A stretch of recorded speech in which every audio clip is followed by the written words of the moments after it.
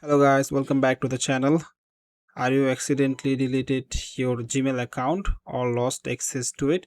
Here is how to recover it directly from your iPhone. Open the Safari browser and then tap on the search bar, type Gmail account recovery, then select the first help website so you land on the Google's real recovery page. Scroll down and tap on the recovery your account beside the recover a delete Google account. After that, tap on follow the steps to recover your account. Now enter the Gmail address you want to recover, then tap next.